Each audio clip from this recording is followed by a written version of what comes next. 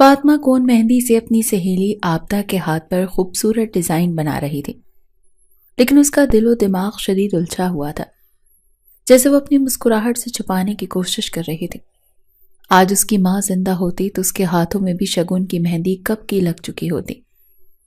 ماں کا خیال آتے ہی اس کے اندر تک اداسی پھیل گئی اور آنکھیں آنسوؤں سے دھندلانے لگیں، جیسے اس نے کمال مہارت سے چھپا لیا۔ آج اس کی سہیلی کی مائیوں اور مہندی تھی۔ سب لڑکیوں کی ہنسی مذاق کی آوازیں گونج رہی تھیں، ہر کوئی خوش تھا، لیکن ان سب میں فاطمہ کے چہرے پر ایک عجیب سی اداسی گھلی ہوئی تھی۔ اتنے میں آبدہ کی ماں کچن سے گرم گرم زردی کی پلیٹ لے کر آئی اور محبت بھرے انداز میں اپنی بیٹی سے کہنے لگی، یہ کھا لو، تھوڑی جان پڑ جائے گی، آج ٹھنڈ بہت ہے، میں دودھ پتی بھیجتی ہوں۔ آبدہ کے ساتھ اس کی ماں کے لاڈ دیکھ کر فاطمہ کے دل میں ایک بے نام حسرت سی جاگی۔ اسے بے اختیار اپنی ماں یاد آنے لگی، جو کبھی اس سے بھی ایسے ہی لاڈ سے کھلاتی تھی۔ آنکھوں میں آنسوؤں کی نمی پھر سے آ گئی اور وہ پلکیں جھپک کر ان آنسوؤں کو روکنے کی ناکام کوشش کرنے لگی۔ آبدہ کی ماں نے مسکراتے ہوئے فاطمہ سے کہا، تم بھی کھا لو بیٹا، یہ کام تو خیر سے ہوتا ہی رہے گا۔ مگر فاطمہ نے بھی کسی مسکراہٹ سے سر ہلا دیا۔ کیسے بتاتی کہ یہ محبت بھری پیشکش اس کے اندر کتنی گہری کسک پیدا کر رہی ہے۔ اس کے دل میں خواہش ابھری، کاش اب اس کی بھی شادی ہو جائے اور وہ بھی جلد از جلد رخصت ہو کر اپنے گھر چلی جائے، جہاں کوئی اسے دھتکار نہ سکے، جہاں وہ سکون سے سانس لے سکے۔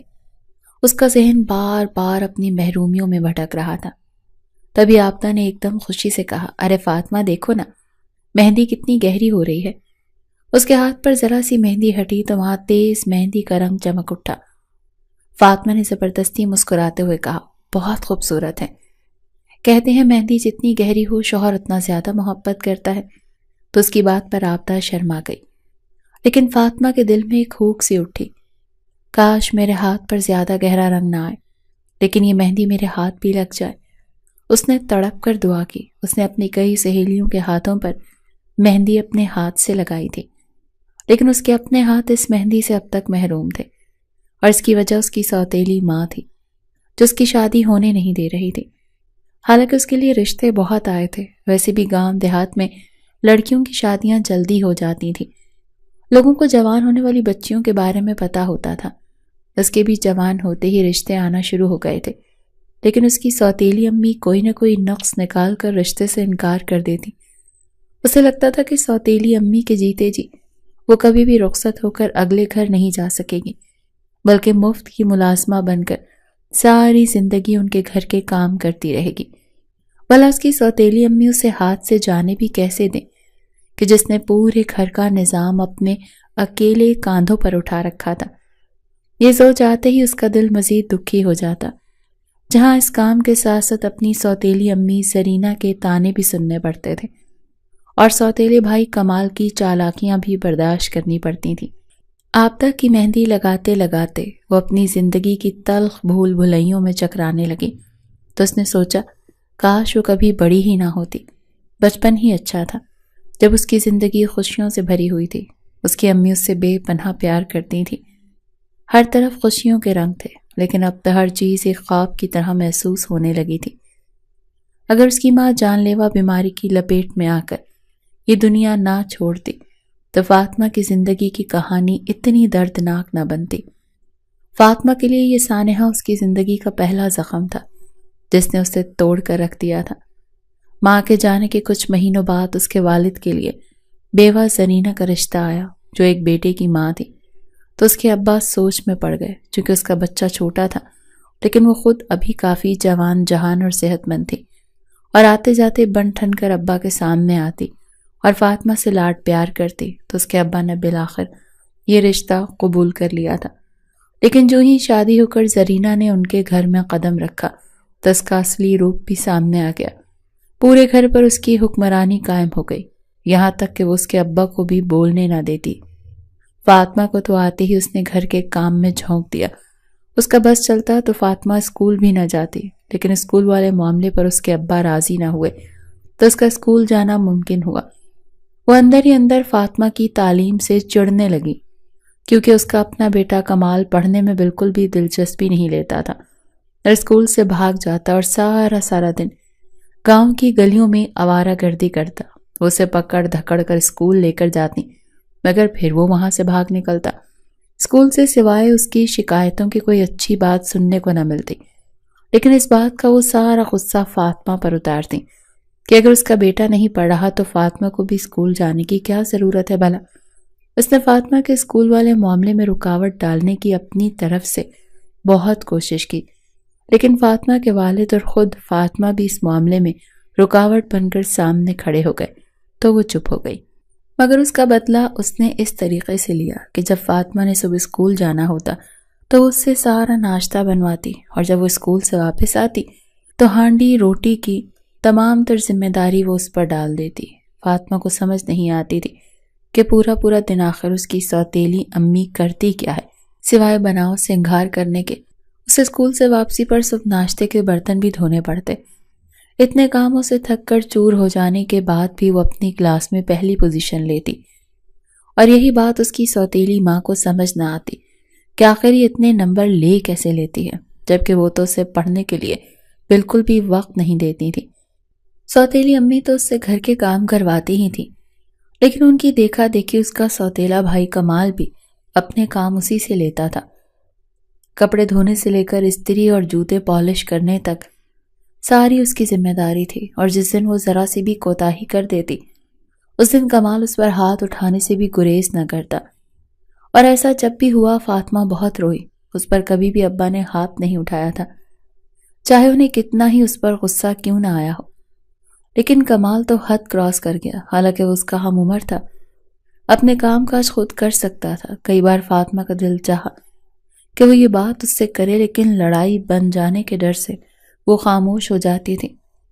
ہر روز فاطمہ صبح سویرے اٹھتی، گھر کے سارے کام کرتی، کھانا پکاتی، زرینہ اور اس کے بیٹے کے ناز نخرے الگ سے اٹھاتی، لیکن اس کے باوجود نہ جانے وہ دونوں اس سے کیوں خوش نہیں ہوتے تھے۔ کمال کو تو نہ جانے اس سے کیا بیر تھا، وہ ہر وقت اسے تنگ کرتا رہتا۔ کبھی اس کی محنت سے پکائے ہوئے کھانے میں نمک تیز کر کے ماں کو شکایت لگاتا تو اس کی سوتیلی امی اسے باتیں سنا کر مار دیتی، تو کبھی وہ دھلے ہوئے کپڑے زمین پر گرا دیتا تو وہ پھر دوبارہ سے تھکے وجود کے ساتھ ان کپڑوں کو دھوتی۔ وہ اگر کمال کی شکایت کرتی بھی تو الٹا اس کو ہی سننے کو بات ملتی کہ تم اس سے حسد کرتی ہو، اسی لیے تمہیں یہ اچھا نہیں لگتا، کون سا تمہارا سگا بھائی ہے، تمہیں تو بغض ہوگا ہی۔ تو وہ ان کی کڑوی کسیلی باتیں سن کر خاموش ہو جاتی۔ فاطمہ کے ابا گھر پر موجود ہوتے، لیکن وہ ہمیشہ خاموش تماشائی بنے رہتے۔ ان کی خاموشی نے فاطمہ کے دل پر گہرا اثر ڈالا۔ ایسے میں اسے اکثر لگتا کہ وہ یتیم ہے، کیونکہ اس کے والد نے کبھی اس کے حق میں آواز نہیں اٹھائی۔ اسی وجہ سے فاطمہ کے دل میں ایک عجیب سا خلا پیدا ہو گیا، جسے وہ بھرنے کی ہر ممکن کوشش کرتی رہتی، لیکن ناکام رہتی۔ مہندی کے ڈیزائن مکمل ہونے ہی والا تھا کہ عابدہ نے مسکراتے ہوئے کہا، فاطمہ ذرا یہاں درمیان میں جگہ چھوڑ کر ان کا نام بھی لکھ دو نا۔ فاطمہ نے سر اٹھا کر عابدہ کی طرف دیکھا، جو شرما کر اپنے دوپٹے کا پلو دانتوں میں دبا چکی تھی۔ فاطمہ ہلکا سا مسکرائی، اچھا چلو نام بتا، میں یہاں پھولوں کے درمیان میں لکھتی ہوں۔ عابدہ نے آہستہ سے سرگوشی کرتے ہوئے نام بتایا، اور فاطمہ نے مسکراتے ہوئے کہا، یہ نام تو بہت خوبصورت ہے، بالکل تمہارے ہاتھوں کی طرح۔ وہ پھولوں کے درمیان نام لکھنے لگی تو عابدہ کی آنکھیں شرم سے جھک گئیں، لیکن وہ ہلکی سی مسکراہٹ کے ساتھ بولی، پتہ ہے جب وہ پہلی بار مجھ سے ملنے آئے تو ان کی نظروں میں اتنی محبت تھی کہ میں خود ہی گھبرا گئی۔ فاطمہ نے دلچسپی سے پوچھا، اچھا تو پھر کیا ہوا، وہ کچھ بولے بھی؟ عابدہ نے جھیمتے ہوئے کہا، ہاں انہوں نے کہا وہ مجھے پہلی ہی نظر میں پسند کر چکے ہیں، اور انہوں نے کہا کہ وہ ہمیشہ میرے ساتھ رہیں گے۔ فاطمہ نے ہنستے ہوئے کہا، واہ یہ تو بڑی فلمی کہانی ہو گئی۔ مہندی لگاتے ہوئے عابدہ نے شرارتاً کہا، فاطمہ تم نے کبھی نہیں بتایا کہ تمہارے دل میں کسی کا نام ہے یا نہیں؟ فاطمہ نے چونک کر اسے دیکھا اور فوراً نظریں جھکا لیں، ارے نہیں عابدہ، میرے نصیب میں یہ سب کہاں، میری زندگی تو بس ان لوگوں کی خدمت کرتے گزرتی ہے۔ عابدہ نے فاطمہ کا ہاتھ تھام کر کہا، ایسا نہ کہو فاطمہ، تم بہت خاص ہو، اور ایک دن تمہارے لیے بھی کوئی آئے گا جو تمہیں ان سب دکھوں سے نجات دلائے گا۔ فاطمہ کے دل کی دھڑکن تیز ہو گئی، اس نے ہلکی سی مسکراہٹ کے ساتھ کہا، اگر ایسا ہوا تو میں تمہیں سب سے پہلے خبر دوں گی۔ اسے آبدہ کی باتوں پر یقین تو نہیں تھا، لیکن دل میں ایک عجیب سی امید جاگی۔ فاطمہ نے مہندی کو آخری ٹچ دے کر آبدہ کی آنکھوں میں دیکھا تو اس کی چمک دیکھ کر دل ہی دل میں سوچا، کاش گھر میں کسی کو میرے ہاتھ پیلے کرنے کی بھی فکر ہوتی، کاش میرا بھی کوئی ہوتا جو مجھے ان اذیتوں سے نجات دلاتا۔ لیکن جن بیٹیوں کی مائیں مر جائیں ان کا کوئی احساس کرتا ہے؟ اس حقیقت کا احساس ہوتے ہی وہ تلخ مسکراہٹ کے ساتھ مہندی کی کون کو سمیٹنے لگی۔ اسی رات جب وہ گھر واپس پہنچی تو زرینہ نے اسے دروازے پر ہی روک لیا۔ کہاں تھی اتنی دیر؟ تمہیں پتا ہے برتن ابھی تک نہیں دھلے اور کھانا بھی نہیں بنا۔ فاطمہ نے معذرت کرتے ہوئے کہا، میں آبدہ کے گھر مہندی لگا رہی تھی، اسی لیے دیر ہو گئی۔ لیکن زرینہ غصے سے بولی، یوں دوسروں کو مہندی لگانے سے اپنی مہندی نہیں لگ جاتی؟ آئی بڑی، جس کو دیکھو مہندی لگانے چل پڑتی ہے۔ زرینہ کے الفاظ فاطمہ کے دل پر خنجر کی طرح لگے، لیکن وہ چپ چاپ کچن کی طرف بڑھ گئی۔ کچن میں کھانے کی تیاری کرتے ہوئے فاطمہ کی آنکھوں میں آنسو بھر آئے۔ اسے اپنی ماں کی یاد ستانے لگی۔ وہ اکثر سوچتی کہ اگر ماں زندہ ہوتی تو کیا میری زندگی ایسی ہوتی؟ کیا وہ مجھ پر بات بننے دیتی؟ لیکن ہر بار ان سوالوں سے اس کی تشنگی بڑھتی رہتی۔ رات کا کھانا کھا کر سب سو چکے تھے تو وہ بھی اپنے کمرے میں آ گئی۔ اسے نیند نہیں آ رہی تھی۔ آبدہ کی باتیں اس کے کانوں میں گونجنے لگیں۔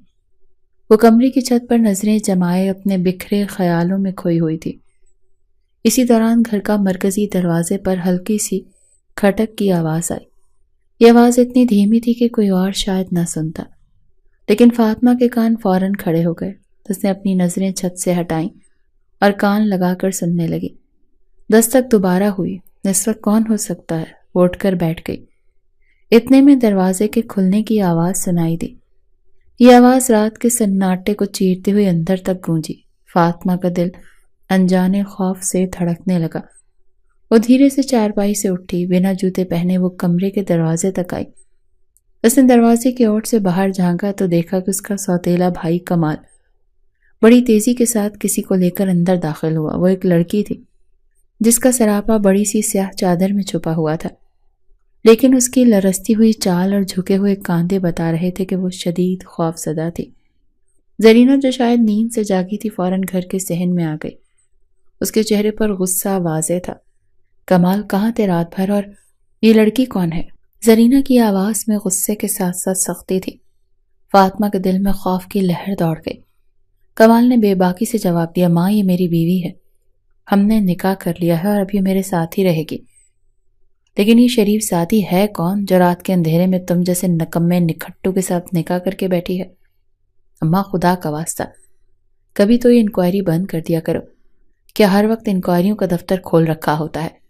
اور یہ کوئی عام لڑکی نہیں ہے جس نے تمہارے بیٹے کو منتخب کیا ہے، یہ سردار جمال کی بیٹی ہے۔ یہ سنتے ہی زرینہ کا چہرہ سفید پڑ گیا اور اس نے غصے سے کہا، کیا کہہ رہے ہو تم؟ فاطمہ کو اپنی سوتیلی امی کی آواز کسی کنویں سے آتی ہوئی محسوس ہوئی تو وہ بھی تھوڑی سی اور سرک کر دروازے میں آ کر کھڑی ہو گئی۔ تم ہوش میں تو ہو کمال؟ تم نے نکاح بھی کیا تو کس کے ساتھ؟ تم جانتے ہو سردار جمال کون ہے؟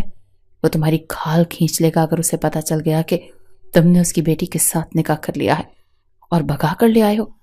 یہ تم نے کیا کیا ہے؟ تم نے ایک بہت بڑی مصیبت کو اپنی طرف آنے کی دعوت دے ڈالی۔ تمہیں پتا ہے یہ گاؤں کے سردار ہیں اور ہم غریب لوگ، بھلا اتنے بڑے لوگوں کے ساتھ ہمارا کیا جوڑ بنتا ہے؟ یہ تو اپنی حویلی کے پاس سے بھی ہمیں گزرنے نہ دے، اور تم ان کی بیٹی کو اپنے ساتھ رکھنے کے خواب دیکھ رہے ہو۔ اماں جب لڑکا لڑکی راضی تو کیا کرے گا قاضی؟ اب ہٹو راستے سے، کیا ساری باتیں یہیں کرو گی؟ یہ بھی کیا سوچے گی کہ ان لوگوں کے گھر میں آ گئی ہوں؟ وہ پورے اعتماد سے بولا، آپ کو پریشان ہونے کی ضرورت نہیں ہے، میں بس ایک رات یہاں رکوں گا اور کل یہاں سے چلا جاؤں گا، اب یہ میری ذمہ داری ہے، میں جانوں۔ اور یہ زرینہ نے بے بسی سے سر پکڑ لیا۔ کمال تمہیں اندازہ بھی ہے کہ سردار خان جیسے لوگ اپنے خاندان سے باہر شادی کو کتنی بے عزتی سمجھتے ہیں؟ وہ لوگ یہ برداشت نہیں کریں گے۔ تم نے اپنے پیروں پر کلہاڑی مار لی ہے، وہ تمہیں زندہ نہیں چھوڑیں گے۔ یہ لوگ سفاک ہیں، تم نے اپنی اور ہماری سب کی زندگی کو خطرے میں ڈال دیا ہے۔ کمال نے بے نیازی سے کہا، ماں میں نے جو کرنا تھا کر لیا، اب میں پیچھے نہیں ہٹوں گا، یہ میری بیوی ہے اور میں اسے لے کر یہاں آیا ہوں۔ یہ کہہ کر اس نے اس لڑکی کا ہاتھ پکڑا اور اندر چلا گیا۔ تو زرینہ جو ہی مڑی تو اس کی نظر فاطمہ پر پڑی۔ تم اس وقت کیوں جاگ رہی ہو؟ ہر وقت بس سن گن لیتی رہا کرو، جاؤ فوراً چائے بناؤ۔ یہ کہہ کر وہ غصے سے کمرے کے اندر چلی گئیں تو فاطمہ کچن کی طرف دوڑی۔ چائے بناتے ہوئے فاطمہ بس ایک ہی بات سوچنے لگی کہ اب کیا ہوگا۔ اس کا دل خوف سے لرز رہا تھا۔ وہ جانتی تھی کہ سردار جمال کے خاندان والے کس قدر بے رحم اور ظالم ہیں۔ ان کی طاقت اور اثر و رسوخ گاؤں میں مشہور تھا اور کوئی بھی ان کے خلاف جانے کی ہمت نہیں کرتا تھا۔ فاطمہ کا دل چاہا کہ وہ اپنی بھابھی کو دیکھے، لیکن وہ کمال کی ضدی طبیعت اور زرینہ کے غصے کو بھی اچھی طرح سے جانتی تھی۔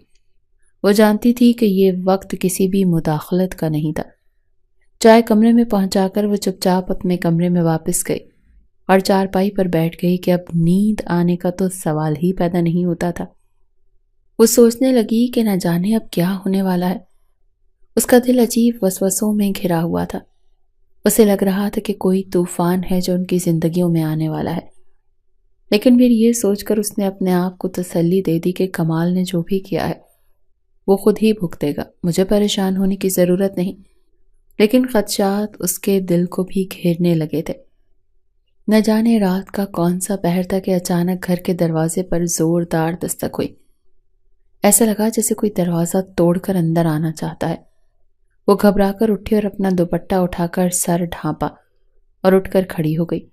اس کا دل تیزی سے دھڑکنے لگا تھا۔ زرینہ اور اس کے ابا بھی آواز سن کر کمرے سے باہر نکل آئے تو بیرونی دروازہ کھول کر 10 سیاہ لباس میں ملبوس چہروں کو نقابوں سے ڈھانپے کچھ لوگ ان کے صحن میں کھڑے تھے۔ ان کے ہاتھوں میں ڈنڈے پکڑے ہوئے تھے اور ان کی نظریں وحشت سے بھری ہوئی تھیں۔ انہوں نے زور زور سے کمال کا نام پکارنا شروع کر دیا۔ ان کی آوازوں میں ایسی درندگی تھی کہ زرینہ اور اس کے ابا کی گھگی بن گئی۔ فاطمہ بھی کانپتے قدموں کے ساتھ دروازے پر آ کھڑی ہوئی۔ اس کا دل انجانے خوف سے لرز رہا تھا۔ ان میں سے ایک آدمی جو شاید ان کا سردار تھا، فاطمہ کے والد کا گریبان پکڑ کر غصے سے کہا، کمال کہاں ہے؟ اسے فوراً نکالو باہر، آج وہ اپنی جان سے جائے گا۔ اس کے والد حیرت اور خوف سے اس آدمی کی طرف دیکھنے لگے۔ وہ گھبرائے ہوئے تھے کیونکہ انہیں اس سب کے بارے میں کچھ بھی معلوم نہیں تھا۔ وہ ابھی بھی منڈی سے واپس گھر آئے تھے۔ وہ بار بار ایک ہی بات اس آدمی سے پوچھے جا رہے تھے کہ آخر کمال نے ایسا کیا کر دیا کہ آپ لوگ اتنے غصے میں ہیں؟ زرینہ جو صورتحال کی سنگینی کو خوب سمجھ رہی تھی، فوراً بول پڑی، وہ یہاں نہیں ہے، میں سچ کہہ رہی ہوں۔ لیکن ان کی بات مکمل ہونے سے پہلے 2-3 آدمی ایک دم سے کمروں کی طرف بڑھ گئے اور تلاشی لینے لگے۔ فاطمہ کا دل اس قدر تیز دھڑک رہا تھا کہ اسے لگا کہ وہ اس کے سینے سے باہر آ جائے گا۔ اس کے والد جو ابھی تک حیران تھے، ان آدمیوں کے پیچھے لپکے اور بار بار یہی سوال دہراتے رہے کہ کمال نے آخر کیا کیا ہے؟ خدا کے لیے بتاؤ کہ کیا مسئلہ ہے؟ ایک آدمی جو سب سے زیادہ خطرناک نظر آ رہا تھا رک کر ان کی طرف مڑا ہی تھا کہ اس کی نظر فاطمہ پر پڑ گئی اور تبھی وہ انتہائی عجیب سے لہجے میں بولا، کمال نے جو کیا ہے اس کی قیمت اسے بھی چکانی پڑے گی اور تمہیں بھی۔ یہ گھر اب محفوظ نہیں رہا۔ اگر وہ دوسروں کے گھر میں نقب لگا سکتا ہے تو اس کا اپنا گھر کیسے محفوظ رہ سکتا ہے؟ یہ کہتے ہوئے اس نے فاطمہ کو اتنے عجیب انداز سے گھورا کہ فاطمہ کے پسینے ہی چھوٹ گئے۔ فاطمہ کو ایسے لگا جیسے وہ کسی شکاری کی نظروں میں پھنس گئی ہو۔ اس کی ریڑھ کی ہڈی میں خوف کی سرد لہر دوڑ گئی۔ وہ اپنی جگہ پر جمی کھڑی رہی، نہ ہل سکی نہ بول سکی۔ ان میں سے ایک آدمی جو باقیوں سے کچھ زیادہ ہی اکھڑ مزاج لگ رہا تھا، اس کے والد کی طرف مڑ کر بولا، ایک بات بہت اچھے سے یاد رکھو بھٹے، کمال ہمارے ڈر سے یہاں نہیں آئے گا، لیکن اگر وہ کسی طرح تم سے رابطہ کرے یا یہاں آنے کی کوشش کرے تو فوراً ہمیں اطلاع دینا، ورنہ سنگین نتائج کے لیے تیار رہنا۔ اگر ہمیں پتہ چل گیا کہ وہ یہاں آیا اور تم نے ہمیں بتایا نہیں تو تمہاری خیر نہیں۔ یہ کہہ کر اس نے ایک بار پھر فاطمہ کی طرف سرد نظروں سے دیکھا تو فاطمہ فوراً دروازے کے پیچھے چھپ گئی۔ اس شخص کی آنکھیں اس قدر خوفناک تھیں کہ فاطمہ کو ایسے لگ رہا تھا جیسے وہ جم سی گئی ہے۔ اس کے ہاتھ پیر شدید ٹھنڈے ہو گئے۔ یہ کمال نے کیا کر ڈالا؟ سوچ سوچ کر اس کی کن پٹیاں دکھنے لگی تھیں۔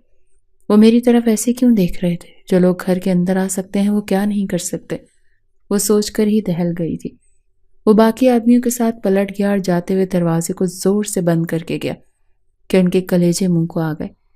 اس کے جانے کے بعد گھر پر ایک عجیب سی خاموشی چھا گئی۔ فاطمہ کے والد پریشان اور بے یقینی کے عالم میں کھڑے تھے۔ کمال نے آخر کیا کر دیا؟ وہ زیر لب بڑبڑانے لگے۔ زرینہ جو ابھی تک اپنے خوف کو چھپانے کی ناکام کوشش کر رہی تھی، زمین پر بیٹھ گئی، اور جب کمال کے بارے میں سب بتایا تو اس کے ابا کے پیروں تلے سے زمین نکل گئی۔ فاطمہ خاموشی سے اپنے کمرے کی طرف لوٹ گئی، لیکن اس کا دل ابھی بھی خوف زدہ تھا۔ اس نے دروازہ بند کیا اور چارپائی پر بیٹھ کر اپنے ہاتھوں کو دیکھا جو خوف کے مارے کانپ رہے تھے۔ اس کے ذہن میں ان آدمیوں کی باتیں گونج رہی تھیں۔ وہ سوچنے لگی کہ کمال کے اس قدم سے ان سب کی زندگی کتنی خطرناک موڑ پر آ گئی ہے، لیکن فاطمہ کو اس وقت اندازہ نہیں تھا کہ یہ سب کچھ محض شروعات تھی۔ اس واقعے نے ان کی زندگی کو مکمل بدل ڈالنا تھا۔ دروازے پر دی گئی وہ آخری دھمکی اور نقاب پوش آدمی کی گہری نظریں، سب کچھ کسی بڑے طوفان کی پیش گوئی کر رہی تھی۔ فاطمہ کا دل انجانے وسوسوں اور خوف سے بھر گیا تھا۔ صبح کا سورج ابھی پوری طرح طلوع نہیں ہوا تھا کہ گھر کے دروازے پر دستک ہوئی۔ ایک پیغام لایا گیا جو گھر کی خاموشی میں شور کی طرح پھیل گیا۔ سردار کی حویلی سے حکم آیا ہے کہ کمال کے اہل خانہ کو فوری طور پر پنچایت میں پیش ہونا ہے۔ اس کی سوتیلی ماں اور اس کے ابا ایک دوسرے کی طرف حیرت اور خوف سے دیکھنے لگے۔ فاطمہ نے ان کے سامنے ناشتہ رکھا اور پھر ان کے چہروں پر چھائی پریشانی دیکھ کر خود بھی پریشان ہو گئی۔ فاطمہ کے والد نے گہری سانس لی اور اپنی آنکھیں بند کرتے ہوئے سر پکڑ لیا۔ یہ کمال نے کیا کر دیا؟ یہ سب تمہاری تربیت کا اثر ہے زرینہ۔ ان کا لہجہ غصے اور بے بسی سے بھرا ہوا تھا۔ ہم ان بڑے لوگوں کے ساتھ کیسے نمٹیں گے؟ میرے پاس نہ کوئی جائیداد ہے اور نہ کوئی طاقت جو اس مسئلے سے جان چھڑا سکوں۔ یہ معاملہ ہمیں کہیں کا نہیں چھوڑے گا۔ زرینہ نے منہ پر دوپٹہ رکھ کر رونا شروع کر دیا۔ پھر وہ سب انتہائی خاموشی کے ساتھ پنچایت میں جانے کے لیے تیاری کرنے لگے۔ فاطمہ دل میں خوف اور وسوسے لیے خاموشی سے ان کے پیچھے پیچھے چل رہی تھی۔ پنچایت کے مقام پر پہنچتے ہی ان کی نظر کمال پر پڑی، جس کو مار مار کر برا حال کر دیا تھا۔ نہ جانے وہ کب ان کے ہاتھ لگا، مگر وہ سیدھا کھڑا بھی نہیں ہو سکتا تھا۔ اس کے قریب 2 گارڈ کھڑے تھے۔ اس کی سوتیلی امی زرینہ نے جب اپنے بیٹے کی یہ درگت بنی دیکھی تو وہ تڑپ کر اس کے قریب جانے لگی، لیکن گارڈ نے انہیں دور سے اشارہ کیا کہ نزدیک نہیں آنا، اور فاطمہ اور زرینہ کو ایک طرف بیٹھنے کا کہا، جبکہ اس کے ابا وہاں بیٹھ گئے جہاں سب مرد ایک دائرے میں بیٹھے ہوئے تھے۔ وہاں موجود ہر چہرے پر سنجیدگی اور غصے کی لکیریں تھیں۔ فاطمہ نے پہلی بار سردار جمال کو دیکھا، جن کے چہرے پر سختی اور نفرت کے آثار نمایاں تھے۔ وہ ایک کرسی پر بیٹھے ان کے خاندان کو اپنی نفرت اور غصیلی نظروں سے گھور رہے تھے۔ تھوڑی دیر کی خاموشی کے بعد سردار جمال نے فاطمہ کے والد کی طرف دیکھا اور نفرت بھرے لہجے میں بولے، کمال نے جو حرکت کی ہے اس کی تلافی ممکن نہیں۔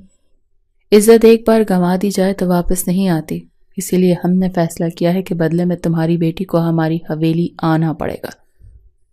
یہ معاملہ اس طرح ختم ہوگا جب ہماری بیٹی کی عزت کے بدلے تمہاری بیٹی ہمارے گھر کا حصہ بنے گی۔ یہ الفاظ سنتے ہی فاطمہ کا دل زور سے دھڑکا اور اس کے چہرے کا رنگ پھیکا ہو گیا۔ وہ بے ساختہ اٹھ کھڑی ہوئی اور کانپتی ہوئی آواز میں بولی، میں اس فیصلے کو نہیں مانتی۔ میرے بھائی کی سزا مجھے کیوں دی جا رہی ہے؟ میں نے تو کچھ نہیں کیا۔ زرینہ نے حیرت سے فاطمہ کی طرف دیکھا اور اس کا بازو کھینچ کر اسے دوبارہ بٹھا دیا۔ تیری اتنی لمبی زبان کب سے ہو گئی؟ خاموش بیٹھ اور خبردار جو کچھ اور کہا تو۔ اپنی سوتیلی امی کا غصہ دیکھ کر فاطمہ ڈر کے مارے دوبارہ اپنی جگہ بیٹھ گئی، لیکن اس کی امید بھری نظریں اپنے والد پر جمی ہوئی تھیں، جو بے بسی کے عالم میں سر جھکائے بیٹھے تھے۔ دوسری طرف یہ فیصلہ سردار جمال کے پوتے جازم خانزادہ کے لیے اتنا غیر متوقع تھا کہ وہ ایک دم اپنی جگہ سے اٹھ کھڑا ہوا۔ دادا جان، آپ یہ کیا کہہ رہے ہیں؟ تو یہ سراسر ناانصافی ہے۔ اس کا لہجہ سخت اور حیرت زدہ تھا۔ سردار جمال نے اسے غصے سے گھورتے ہوئے کہا، جاسم، ہمارے یہاں ونی کی رسم میں یہی ہوتا ہے۔ وہ لوگ جن کی اوقات نہ ہو انہیں اپنی حدود کا اندازہ ہونا چاہیے۔ یہ عزت کا معاملہ ہے اور ہماری عزت کی تلافی اسی طرح ہو سکتی ہے۔ ان کے پاس کوئی جائیداد نہیں کہ ہمیں دے سکیں، اسی لیے ان کی بیٹی اس کا بدل ہوگی۔ جازم کے چہرے پر بغاوت کے آثار نمایاں ہو گئے۔ دادا جان، یہ غلط ہے۔ اس لڑکی کا کیا قصور ہے؟ اسے اس مسئلے میں گھسیٹنا کہاں کا انصاف ہے؟ جازم کی باتوں پر سردار جمال نے سختی سے کہا، تم خاموش رہو جاسم، یہ ہمارا فیصلہ ہے اور یہاں میرے فیصلے کو چیلنج کرنے کی ہمت کوئی نہیں کر سکتا۔ فاطمہ جو اپنی جگہ بیٹھی تھی، اس نے پہلی بار اس لڑکے کی طرف نظر اٹھا کر دیکھا جو بنا جان پہچان اس کی وکالت کیے جا رہا تھا۔ وہ سیاہ رنگ کی قمیص شلوار میں ملبوس مردانہ وجاہت کا شاہکار تھا۔ اس نے شال کو سمیٹ کر اپنے کاندھے پر ڈالا تو اس کی مضبوط چھاتی نمایاں ہو گئی۔ سر سے نگاہ پھسلتے پھسلتے جب اس کے پیروں تک گئی تو سیاہ چپل میں اس کے سفید پاؤں سنگ مرمر جیسے چمک رہے تھے۔ وہ بے انتہا خوبصورت تھا، اس کی آنکھوں میں ایک بے باکی اور نڈر پن تھا۔ اسے دیکھ کر فاطمہ کا دل زور سے دھڑکا۔ جانے کیوں وہ اس پورے مجمع میں جہاں اس کے اپنے بھی کھڑے تھے، اسے سب سے زیادہ اپنا لگا جو کم از کم اس ظلم پر بولا تو صحیح۔ وہ اسے ٹکٹکی باندھے دیکھ رہی تھی کہ اسی وقت جاسم کی نظر فاطمہ سے ٹکرائی تو اس نے بوکھلا کر نگاہ نیچی کر لی، مگر وہ جاسم کی نظروں میں آ گئی جو کسی ہرنی کی طرح سہمی ہوئی بیٹھی تھی۔ جاسم کو فاطمہ کی آنکھوں میں خوف اور بے بسی کا ایک سمندر دکھائی دیا۔ وہ اپنے ابا کے پاس جانا چاہ رہی تھی اور اپنا ہاتھ چھڑانے کی کوشش کر رہی تھی، لیکن اس کی سوتیلی ماں اسے دوبارہ اپنے قریب کھینچ لیتی۔ فاطمہ کے لب کانپ رہے تھے، وہ اس گھبرائی ہوئی لڑکی کی طرح تھی جس کا سب کچھ داؤ پر لگ گیا ہو۔ جاسم کی نگاہ اس پر جمی ہوئی تھی۔ وہ دل ہی دل میں سوچنے لگا، کس قدر ڈر گئی ہے یہ لڑکی، کہیں سے ونی تو نہیں کیا جا رہا، مگر یہ سزا اس کی تو نہیں بنتی۔ فاطمہ کی حالت دیکھ کر جاسم کے دل میں ایک عجیب سی بے چینی پیدا ہو گئی تھی۔ وہ اپنی جگہ کھڑا رہا لیکن اس کا ذہن مسلسل اس لڑکی کے بارے میں سوچ رہا تھا۔ اس کے دل میں پہلی بار یہ خیال آیا کہ اسے اس فیصلے کے خلاف کچھ کرنا ہوگا۔ فاطمہ اس پورے مجمع پر نظر دوڑا رہی تھی کہ شاید کوئی تو اس کے فیصلے پر مزید بولے، مگر سبھی خاموش تھے۔ اس کی آنکھوں میں خاموشی فریاد تھی جسے صرف جاسم پڑھ رہا تھا۔ پنچایت کی سنگینی فضا میں یہ لمحہ کسی خاموش طوفان کی طرح تھا جس میں ایک نہتی لڑکی کا فیصلہ سنایا جا رہا تھا۔ اتنے میں فاطمہ ایک دم چیخ کر اپنے ابا کے پاس گئی اور ان کے سینے سے جا لگی، ابا مجھے بچا لیں۔ پنچایت میں ایک دم سے سرگوشیاں بڑھ گئیں، لیکن سردار جمال نے فاطمہ کی آواز کی کوئی پرواہ نہیں کی اور اپنا فیصلہ سنانے کے لیے جوں ہی بولنے لگے، تبھی سینے سے لگی فاطمہ کے سر پر ہاتھ رکھ کر اس کے والد نے سردار جمال کے سامنے پہلی بار اپنی زبان کھولی اور کہا، سائیں، فیصلہ سنانے سے پہلے میری ایک عرض سن لیں۔ سائیں، یہ میری سگی بیٹی ہے، جبکہ کمال میری دوسری بیوی کا بیٹا ہے، اسی لیے یہ سزا میری بیٹی کے لیے نہیں بنتی۔ تو فاطمہ کو ایک لمحے کے لیے امید کی کرن دکھائی دی۔ اس کے والد کی بات سن کر سردار جمال کا چہرہ غصے سے سرخ ہو گیا۔ وہ اپنی کرسی سے اٹھے اور سخت لہجے میں بولے، ٹھیک ہے، اگر یہ تمہاری سگی بیٹی ہے تو اب ہم کمال سے خود نمٹ لیں گے، اس کا کیا کرنا ہے اب یہ ہم جانتے ہیں، اب تمہارا اس سے کوئی تعلق نہیں ہوگا۔ یہ سنتے ہی زرینہ تڑپ کر سردار جمال کے پاس آئی۔ اس کے چہرے پر گہری چالاکی اور زبان پر جھوٹی معذرت تھی۔ سائیں، میں مانتی ہوں کہ میرے بیٹے سے قصور ہوا ہے، لیکن میں اس کی تلافی کرنا چاہتی ہوں، آپ جو کہیں گے میں کرنے کو تیار ہوں۔ سردار جمال کی نظریں زرینہ پر جمی تھیں۔ تلافی؟ تم کیا تلافی کر سکتی ہو؟ زرینہ نے اپنی آواز میں دنیا جہان کا کرب ملاتے ہوئے کہا، میں نے فاطمہ کو ماں بن کر پالا ہے اور میں یہ فیصلہ کرتی ہوں کہ اسے ونی میں دے دیا جائے، میں تیار ہوں۔ فاطمہ کے والد یہ سن کر ایک دم تڑپ گئے اور زرینہ پر برس پڑے۔ یہ تم کیا کہہ رہی ہو؟ کیا تم ہوش میں ہو؟ زرینہ نے ان کا بازو پکڑا اور انہیں ایک طرف لے جا کر سرگوشی میں کہا، تم نے آج نہیں تو کل اپنی بیٹی کو بیاہنا ہی ہے، تو کیوں نہ اسے ایک ایسی جگہ رخصت کیا جائے جہاں وہ راج کرے۔ سردار جمال کی حویلی سے بہتر جگہ اور کہاں ہوگی بھلا، ذرا سوچو تو۔ فاطمہ کے والد نے بے یقینی سے زرینہ کو دیکھا، لیکن زرینہ نے بات کاٹتے ہوئے کہا، لیکن کچھ نہیں، اگر یہ فیصلہ نہ مانا گیا تو ہمارا بیٹا مارا جائے گا، اور اگر ہم دونوں کا بڑھاپے میں کوئی سہارا نہ رہا تو ہم کہاں جائیں گے۔ یہ الفاظ سن کر فاطمہ کے والد خاموش ہو گئے۔ زرینہ کے دلائل نے ان کے ذہن کو بدل دیا۔ وہ سردار جمال کے پاس گئے اور کانپتی ہوئی آواز میں کہا، میں تیار ہوں اپنی بیٹی کو ونی میں دینے کے لیے۔ فاطمہ، جو اب تک اپنی جگہ پر ساکت بیٹھی تھی، یہ سن کر جیسے پتھر کی مورت میں تبدیل ہو گئی تھی۔ اس کی آنکھیں حیرت اور خوف سے بھر گئیں اور اگلے ہی لمحے وہ تڑپ کر اپنے باپ کے پیروں میں جا گری۔ ابا، میرے ساتھ یہ ظلم نہ کریں، مجھے ونی نہ کریں، میں حویلی نہیں جانا چاہتی۔ اس کی آواز پنچایت میں گونج اٹھی۔ ہر شخص کی نظریں اس معصوم لڑکی پر تھیں، لیکن کوئی بھی کچھ کہنے کی ہمت نہیں کر رہا تھا۔ اس کے والد نے اس کی طرف دیکھنے کے بجائے نظریں جھکا لیں۔ زرینہ نے اسے سختی سے کھینچ کر بٹھا دیا اور گھور کر کہا، خاموش رہو، جو ہو رہا ہے وہ تمہارے بھلے کے لیے ہے۔ سردار جمال نے اپنے گارڈز کو حکم دیا، اس لڑکی کو گاڑی میں بٹھا دو۔ 2 ہٹے کٹے گارڈ فاطمہ کی طرف بڑھے۔ انہیں دیکھ کر فاطمہ اپنے والد سے لپٹ گئی اور روتے ہوئے بولی، ابا مجھے بچا لیں، آپ کو اللہ کا واسطہ ایسا نہ کریں۔ لیکن اس کے والد نے اپنا منہ دوسری طرف موڑ لیا۔ گارڈ نے فاطمہ کے بازو پکڑے تو وہ زور زور سے مچلنے لگی۔ وہ اپنی پوری طاقت سے ان کے ہاتھوں سے نکلنے کی کوشش کر رہی تھی، لیکن ان کی مضبوط گرفت نے اسے بے بس کر دیا تھا۔ جازم یہ منظر دیکھ رہا تھا اور اس کے چہرے پر شدید غصہ اور بے بسی کے آثار نمایاں تھے۔ اس نے آگے بڑھنے کی کوشش کی، لیکن سردار جمال نے اسے اپنے ہاتھ کے اشارے سے روک دیا تھا۔ فاطمہ کو گاڑی تک لے جایا گیا، جہاں وہ روتے ہوئے مسلسل مزاحمت کر رہی تھی۔ اس کی چیخیں دل دہلا دینے والی تھیں، لیکن کوئی بھی اس کی مدد کرنے کے لیے آگے نہیں بڑھا۔ جیسے ہی گارڈ نے اسے گاڑی میں دھکیلا، جازم نے اپنے دادا کے کڑے تیوروں کی پرواہ کیے بغیر گاڑی کی طرف قدم بڑھایا اور خود بھی گاڑی میں بیٹھ گیا۔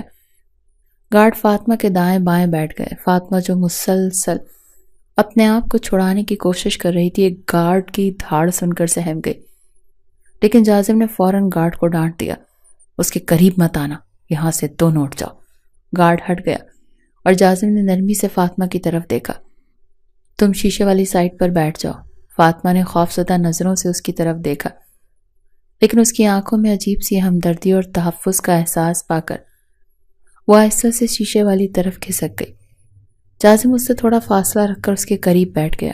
گاڑی کے اندر اب فاطمہ مزاحمت ترک کر چکی تھی، لیکن اس کی سسکیاں مسلسل گونج رہی تھیں جو جازم کے دل پر جا کر لگ رہی تھیں۔ جازم نے ایک نظر فاطمہ کو دیکھا۔ اس کا چہرہ خوف اور آنسوؤں سے تر تھا۔ اس کی حالت نے جازم کے دل میں بے چینی پیدا کر دی تھی، لیکن اس وقت وہ کچھ نہیں کر سکتا تھا سوائے اس کے کہ اس معصوم لڑکی کو تھوڑا سکون دینے کی کوشش کرتا۔ وہ دھیمی آواز میں بولا، ڈرنے کی ضرورت نہیں، کوئی تمہیں نقصان نہیں پہنچائے گا۔ فاطمہ نے اپنی بھیگی بھیگی پلکیں اٹھائیں اور اس کی طرف دیکھا تو وہ جیسے ان کتھئی آنکھوں میں کھو سا گیا۔ فاطمہ نے فوراً اپنی آنکھیں جھکا لیں تو وہ بھی دوسری طرف دیکھنے لگا۔ اسے سمجھ نہیں آ رہی تھی کہ وہ اس لڑکی کو اس دکھ سے کیسے نکالے۔ اسے اپنے دادا پر تو کوئی خاص حیرت نہ ہوئی، کیونکہ وہ جانتا تھا کہ اس کے دادا ایسے فیصلے کرنے میں مشہور ہیں، لیکن اسے فاطمہ کے والد پر شدید حیرت ہوئی تھی کہ وہ اپنی بیٹی کو نہ بچا سکے، حالانکہ اگر وہ چاہتے تو اسے بچا سکتے تھے۔ گاڑی میں جب حویلی کے قریب پہنچی تو فاطمہ کے دل کی دھڑکن مزید تیز ہو گئی۔ اس کی آنکھوں کے سامنے اندھیرا چھانے لگا۔ وہ جانتی تھی کہ اس کے آگے ایک ایسی زندگی ہے جو اذیت اور قید سے بھرپور ہوگی۔ حویلی کے دروازے سے اندر داخل ہو کر گاڑی رک گئی۔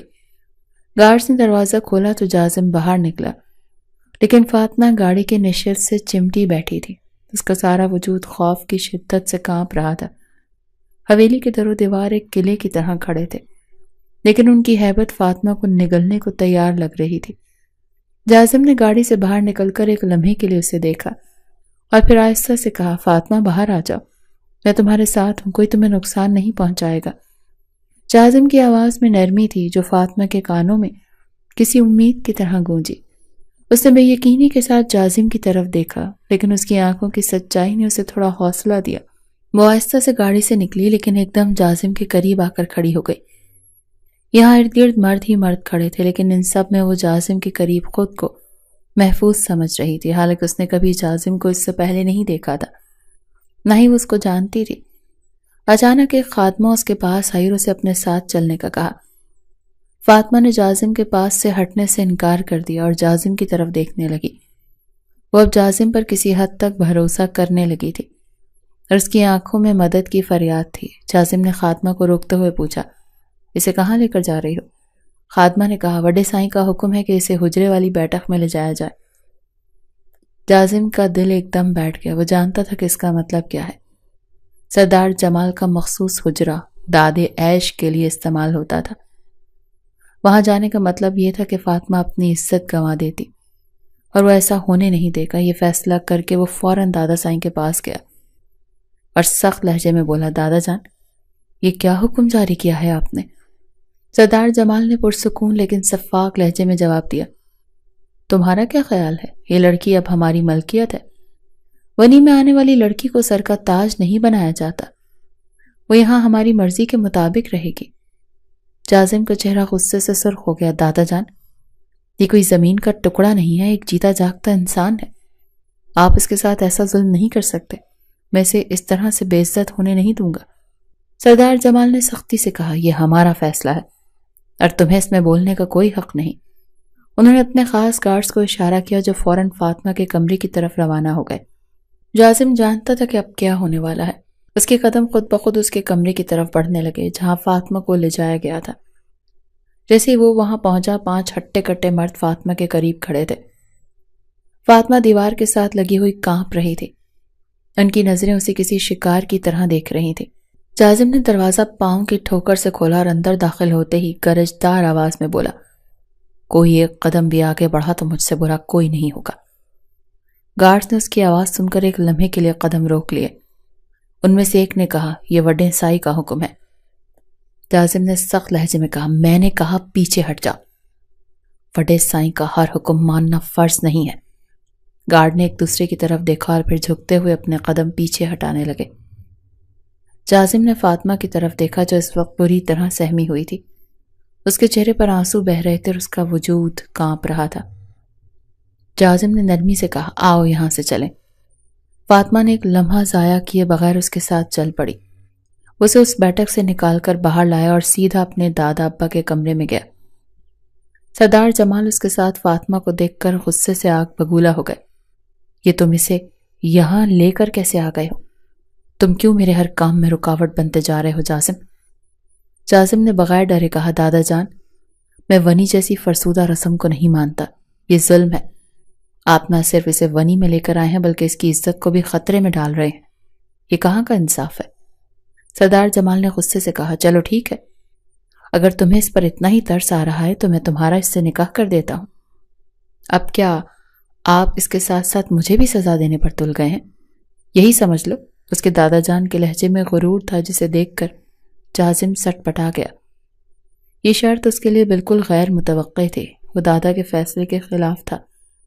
وہ اس شرط سے انکار کرنا چاہتا تھا لیکن جب اس نے فاطمہ کی طرف دیکھا تو اسے بچانے کا واحد حل اسے یہی نظر آیا کہ اسے نکاح کر کے محفوظ کر لیا جائے، ورنہ اس کی عزت کو لاحق خطرات وہ بھانپ چکا تھا۔